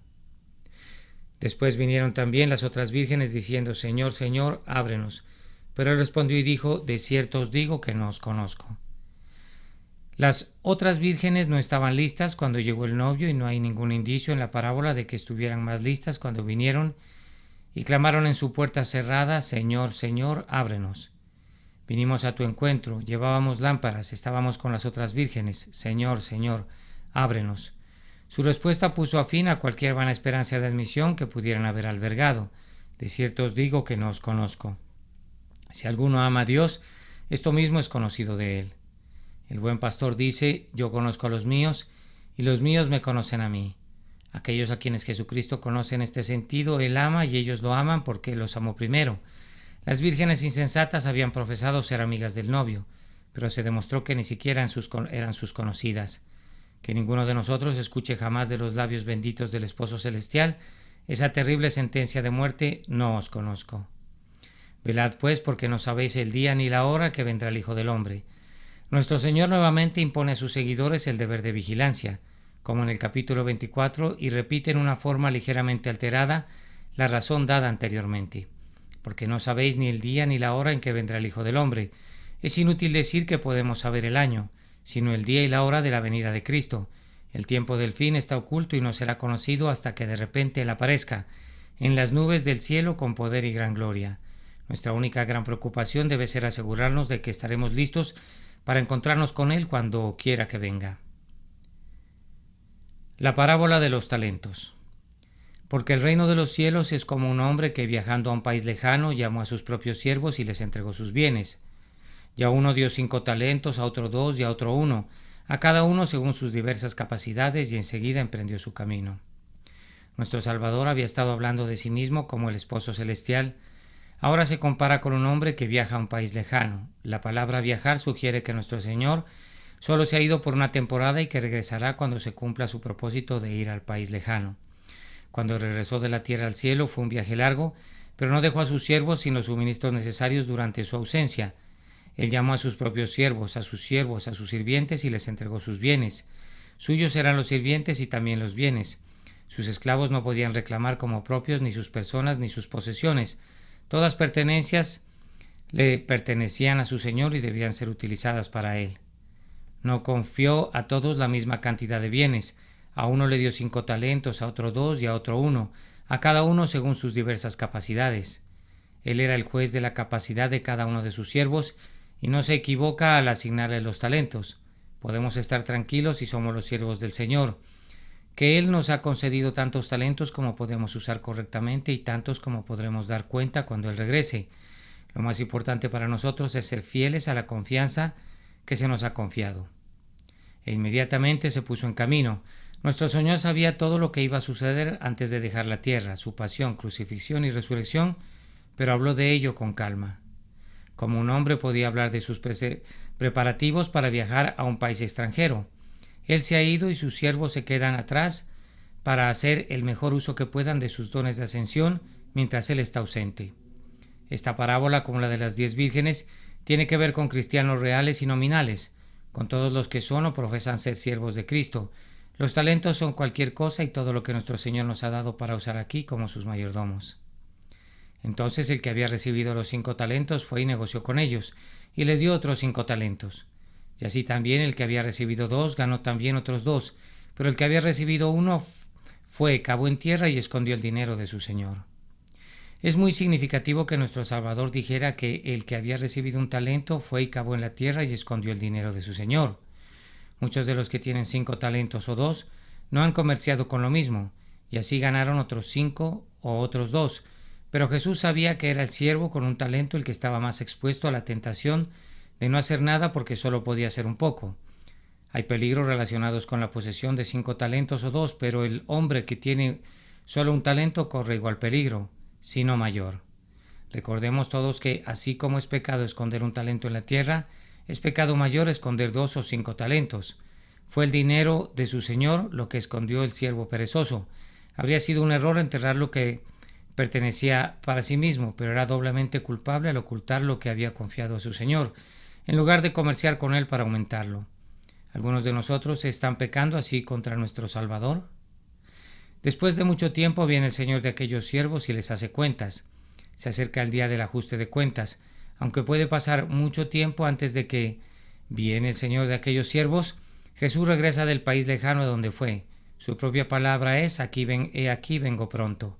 No debemos dejar este gran hecho fuera de nuestro cálculo, y como sus mayordomos debemos estar preparados en cualquier momento para que Él venga y calcule con nosotros los talentos con los que ha dotado a cada uno de sus siervos. Y vino el que había recibido 5 talentos y trajo otros 5 talentos, diciendo: Señor, 5 talentos me entregaste. He aquí ganado otros 5 talentos más que ellos. Su señor le dijo: Bien, siervo bueno y fiel. Sobre poco has sido fiel, sobre mucho te pondré.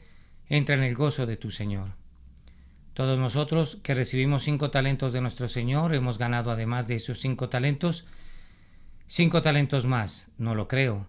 ¿Hemos duplicado la gracia que teníamos al principio?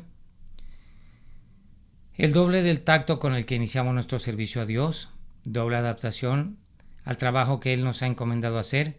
Así fue con este siervo, y por eso su Señor lo elogió y recompensó. No había proporción entre su servicio y su recompensa. Sobre poco has sido fiel, sobre mucho te pondré. Aquel que es fiel a su Señor tendrá mayores oportunidades de demostrar su lealtad y devoción en una esfera superior, y además compartirá la bienaventuranza del regreso de su Señor. Entra en el gozo de tu Señor. Esta no es la porción del siervo, sino la porción del Maestro compartida con sus fieles servidores. Esta será la consumación de todos los deleites celestiales. No tanto que tengamos un gozo propio, sino que entremos en el gozo de nuestro Señor. También el que había recibido 2 talentos, acercándose dijo: Señor, tú me entregaste 2 talentos. He aquí he ganado otros 2 talentos además de ellos. Su Señor le dijo: Bien, siervo bueno y fiel. Sobre poco has sido fiel, sobre mucho te pondré. Entra en el gozo de tu Señor. El elogio y la recompensa de ese siervo son exactamente los mismos que los que se les dan a su hermano más privilegiado, como si nuestro Salvador quisiera enseñarnos que lo esencial no es el número de nuestros talentos, sino el uso que hacemos de ellos. No espera tanto del hombre que tiene 2 talentos como de aquel a quien le ha dado 5. Lo que sí espera es que ambos sean fieles en las pocas cosas que se les han encomendado. Así sucedió con los 2 siervos mencionados en la parábola. El segundo había duplicado el capital recibido de su señor, lo mismo que el primero había hecho con su mayor cantidad de dinero fiduciario. Por lo tanto, fueron igualmente alabados y bendecidos. Entonces vino el que había recibido un talento y dijo: Señor, sabía que tú eres un hombre duro, que ciegas donde no sembraste y recogiste donde no esparciste, y tuve miedo, y fui y escondí tu talento en la tierra. He aquí tienes lo que es tuyo. En el día de ajuste de cuentas, tanto los infieles como los fieles tendrán que rendir cuentas de su mayordomía. Las palabras de este hombre eran contradictorias y su excusa autocondenatoria. Dijo que sabía que su señor era un hombre duro, que cosechaba donde no había sembrado y recolectaba donde no había esparcido, pero confesó que el talento que trajo se lo había dado este maestro, a quien presentaba como su severo e irrazonable maestro. También admitió que era el dinero de su señor lo que había escondido en la tierra. Tu talento le fue confiado, y sin embargo incluso el sirviente reconoció que no le pertenecía. He aquí tienes lo que es tuyo. No he añadido nada a tu talento, pero no lo he perdido ni lo he regalado. Lo he traído de vuelta, he aquí. Ahí está. Parecía hablar como si esto fuera todo lo que podía esperar de él. Sin embargo, evidentemente no estaba satisfecho consigo mismo, porque dijo: tuve miedo y fui y escondí tu talento en la tierra. Véase cómo el miedo puede convertirse en la madre de la presunción. La fe en Dios engendra el temor santo, pero el temor servil engendra la duda, que a su vez tiene una familia de rebeldes incrédulos. Respondió su señor y le dijo: siervo malo y negligente, sabías que ciego donde no sembré y recojo donde no esparcí. Por tanto debiste haber puesto mi dinero con los cambistas, y luego a mi venida habría recibido lo mío con usura. Su señor tomó al siervo malvado y perezoso en su propio terreno y lo condenó por su propia boca. El maestro no quiso admitir que era tal como lo había llamado el esclavo malicioso y holgazán, como podría traducirse literalmente el original. Pero suponiendo que las palabras del sirviente hubieran sido ciertas, ¿qué debería haber hecho? Si tenía miedo de comerciar con el talento de su señor bajo su propia responsabilidad, podría haberlo llevado a los banqueros, quienes al menos lo habrían mantenido seguro y le habrían añadido intereses mientras estuviera depositado en ellos. Si no podemos comerciar directa y personalmente por cuenta de nuestro Señor, si no hemos, o más bien, si tenemos la habilidad o el tacto para administrar una sociedad o una empresa para Él, podemos al menos contribuir a lo que otros están haciendo y unir nuestro capital al de ellos, para que de alguna manera nuestro maestro pueda tener más el interés que le corresponde. Su talento no debe ser enterrado en la tierra, sino que debe invertirse donde quiera que le proporcione el mejor retorno a su venida. Quítale pues el talento y dáselo al que tiene 10 talentos, porque a todo el que tiene se le dará y tendrá en abundancia, pero al que no tiene, aun lo que tiene le será quitado. Y arrojad al siervo inútil a las tinieblas de afuera, allí será el lloro y el crujir de dientes. Al siervo que había ganado 5 talentos frente a los 5 de su señor se le permitió quedárselos todos, porque su amo habló de él que tiene 10 talentos. Al siervo negligente también se le dio el talento no utilizado, porque el que usa bien lo que le ha sido confiado, más recibirá. El que tiene fe tendrá más fe, el que tiene gusto por las cosas divinas desarrollará mayor apetito por ellas.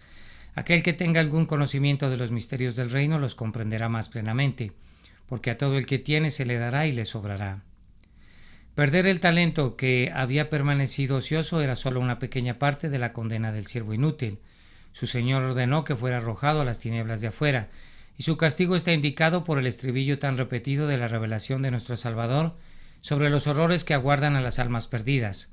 Allí será el llanto y el crujir de dientes.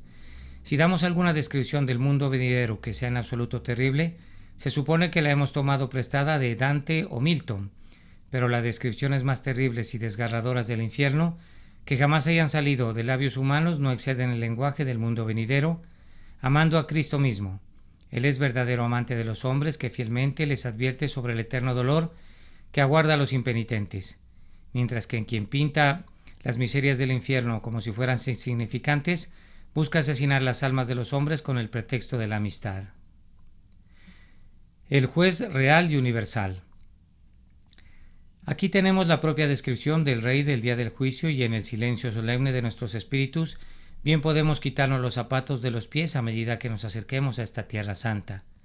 Cuando el Hijo del Hombre venga en su gloria y todos los santos ángeles con él, entonces se sentará en el trono de su gloria. Nuestro Salvador tuvo ante sus ojos una maravillosa serie de contrastes mientras pronunciaba esta sublime profecía. Al cabo de 3 días iba a ser crucificado, pero habló del tiempo cuando el Hijo del Hombre venga en su gloria. Tenía consigo un pequeño grupo de discípulos, uno de los cuales lo traicionaría, otro lo negaría y todos lo abandonarían.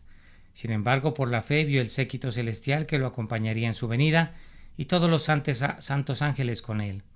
Cansado y desgastado por sus labores y entristecido por la dureza de los corazones de los hombres y la ruina inminente de Jerusalén, se sentó en la ladera del monte de los Olivos, pero sus pensamientos se proyectaron a través de los siglos mientras hablaba a sus oyentes sobre el trono glorioso. Él ocuparía el día en que regresaría como juez real y universal de la humanidad.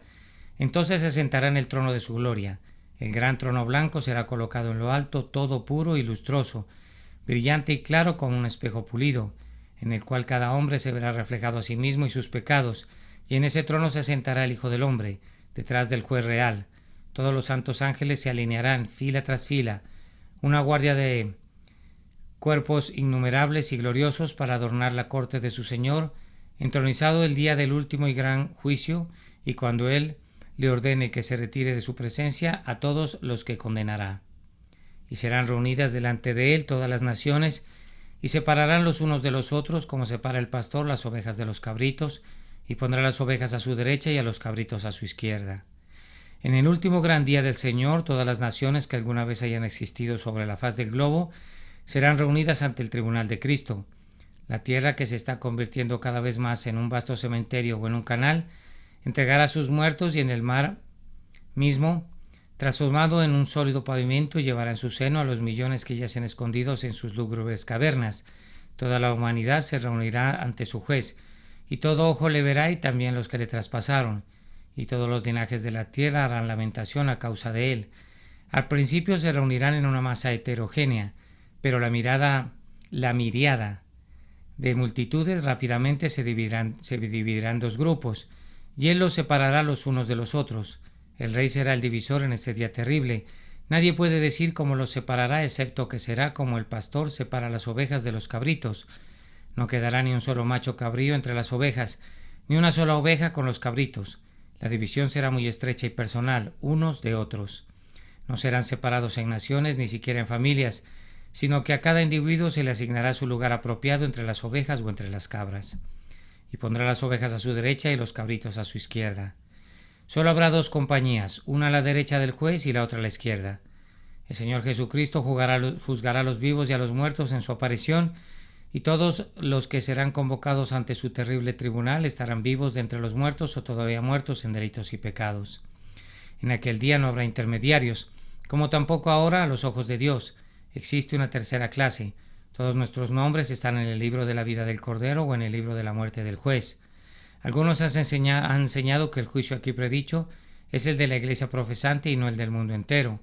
Puede que haya algún fundamento para su creencia, pero parece imposible aplicar el significado completo de las majestuosas palabras de nuestro Salvador a cualquier escena que no sea el juicio general de toda la raza humana. Entonces el rey dirá a los de su derecha: venid, benditos de mi Padre, heredad del reino preparado para ti desde la fundación del mundo.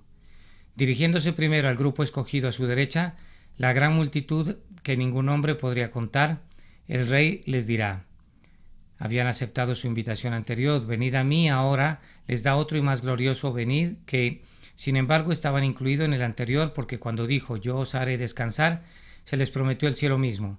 El rey llama a sus amados con un nombre escogido: benditos de mi Padre.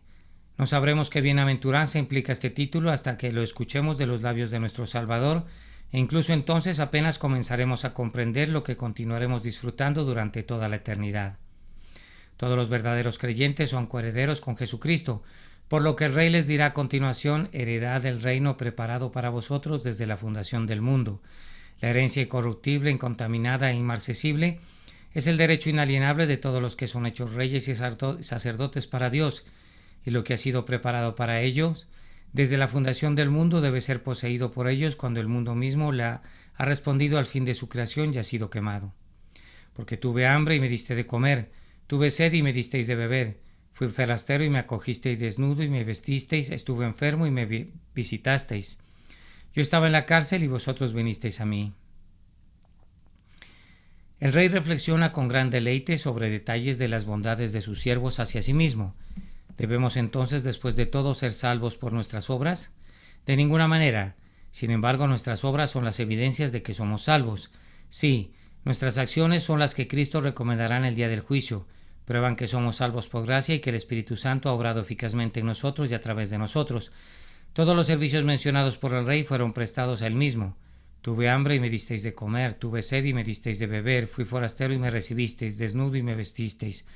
Estuve enfermo y me visitasteis, estuve en la cárcel y me vinisteis a mí. No se menciona lo que habían dicho los justos ni qué profesión de amor a Cristo habían hecho. El elogio fue por lo que el rey declaró que realmente habían hecho al ministrarle. Entonces los justos le responderán diciendo: Señor, ¿cuándo te vimos? ¿Tuviste hambre y te alimentaron? ¿O tuvo sed y te dio de comer? ¿Cuándo te vimos forastero y te recibimos? ¿O desnudo y te vestimos? ¿O cuándo te vimos enfermo o en la cárcel y vinimos a ti? Rechazarán tímidamente los elogios pronunciados por el rey. No tenían idea que había algo meritorio en lo que habían hecho. Nunca soñaron con ser recompensados por ello. Cuando los santos comparezcan ante el tribunal, la mera idea de que haya alguna excelencia en lo que han hecho será nueva para ellos, porque se han formado una estimación muy baja de sus propias actuaciones. Alimentaron a los hambrientos, vistieron a los desnudos, visitaron a los enfermos por amor de Cristo, porque era lo más dulce del mundo hacer cualquier cosa por Jesús.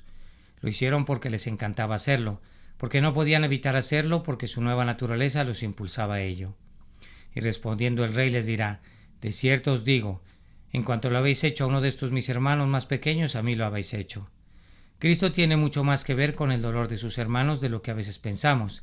Tiene hambre, él le dice: tenía hambre. Tienen sed, él dice: tenía sed. La simpatía de Cristo es continua y a lo largo de los siglos él perpetuamente se encarnará en los cuerpos sufrientes de su pueblo probado y afligido. De ahí la oportunidad de hacerle servicio mientras estemos aquí. Entonces dirá también a los de su izquierda: apartaos de mí, maldecidos, al fuego eterno, preparado para el diablo y sus ángeles.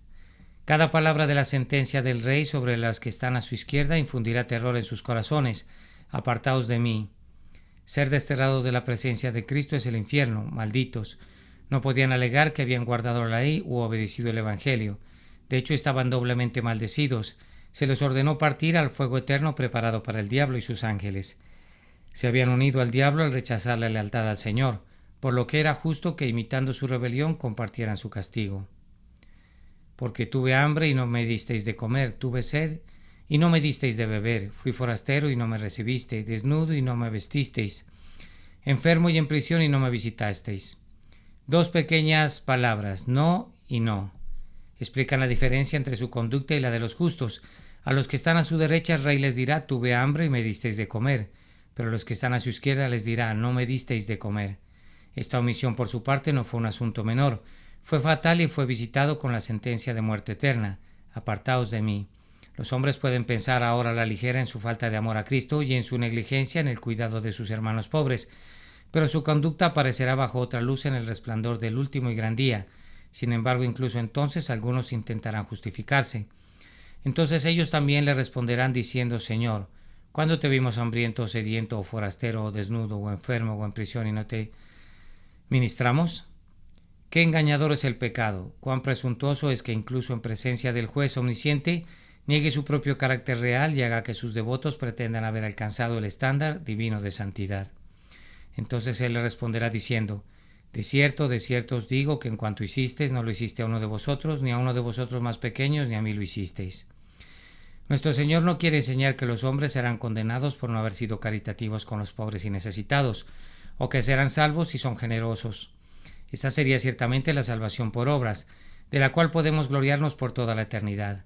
Lo que quiere decir es que solo aquellos que producen frutos como este prueban que la raíz del asunto está en ellos. Al ministrar a sus hermanos pobres por amor a Él, demuestran que son sujetos de esa gracia distintiva que los diferencia de los demás.